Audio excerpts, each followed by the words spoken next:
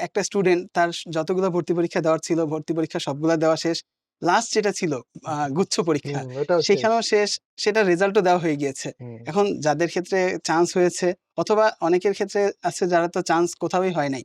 তো এদের ক্ষেত্রে এখন যেই কনফিউশনটা থাকে আসলে যে যেহেতু সেকেন্ড টাইম ভর্তি পরীক্ষার প্রিপারেশন কিন্তু অনেকেই অনেক আগে থেকে শুরু করে দিয়েছে। হুম, হুম, হুম। এখন যদি সে শুরু করে আসলে সে কি তাদের বেশি সাথে লেট কোপ আপ কিনা? করতে পারবে কিনা বা কামব্যাক করতে পারবে কিনা? হুম, হুম। এটাতে আপনার কি মনে হয়?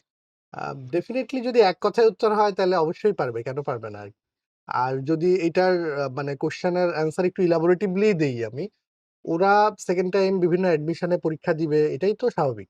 কারণ একদমই মেডিকেলেই পড়তে হবে, ডাক্তার হইতে হবে এরকম ছেলেমেয়ের সংখ্যা কিন্তু খুব যে ভাস্ট এরকম না। না। অনেকেই থাকে যে ওকে ফাইন যদি মেডিকেলে না হয় ইউনিভার্সিটি কোথাও না কোথাও হবে, হলে ওখানেই পড়বে। এখন যেহেতু সেটা অনেকের হয়নি আরকি, এখন ওরা একটা প্র্যাকটিক্যাল চেক এর মধ্যে আছে যে এখন তাহলে কি করবে? এখন এমনি তো হতাশার বৃত্ত থেকে বেরোনো ওদের জন্য আগে থেকেই কঠিন, এখন আরো কঠিন। হ্যাঁ, কারণ আরো অনেকগুলা বিশ্ববিদ্যালয় দিয়েও হয় নাই। এখন এই মোমেন্টে ওরা আসলে সেকেন্ড টাইম দিবে। নিজেরাও অনেকে সাহস করতে পারে না। গার্ডিয়ানরাও অনেকে আপসেট থাকে যে একে নিয়ে বোধহয় কিছুই হবে না। তো এই মোমেন্টে ওদের কনফিউশন মাল্টিপল কনফিউশন। আমরা সবগুলাই চেষ্টা করব আজকে একনলেজ করার। ১ম কথা তুমি যেটা বললা যে অবশ্যই যে ভাই এখন শুরু করা সম্ভব কিনা? কারণ আমরা নিজেরাও মেডিকেল সেকেন্ড টাইম প্রোগ্রাম আরো আগেই শুরু করছি।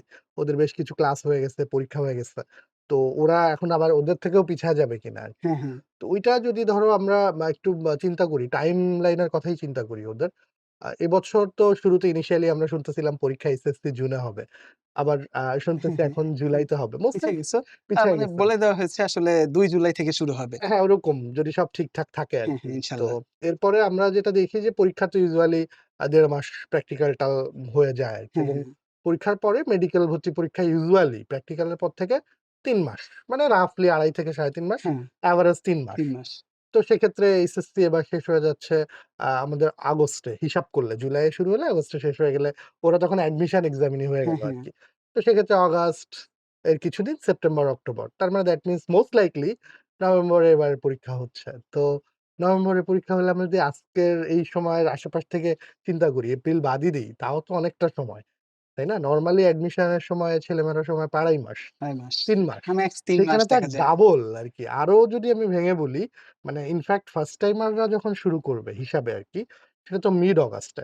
তো কেউ যদি মে থেকেও শুরু করে, আরো ওই ১০ দিন আমি ধরে নিলাম ওরা আপসেট, ওদের রিকভার করতে একটু টাইম লাগবে। ধরে নিলাম।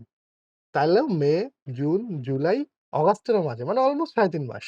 মানে ফার্স্ট টাইমরা রেগুলার একটা অ্যাডমিশনের জন্য যে টাইমটা পায়, তারও ওরা ডাবলেরও বেশি। মেতে শুরু করলেও ফার্স্ট টাইম আসার আগেই ওই সময়টা পেয়ে যাচ্ছে আরো কিছু বেশি দিন। তাই না? তো ডেফিনিটলি সম্ভব। কেন সম্ভব না?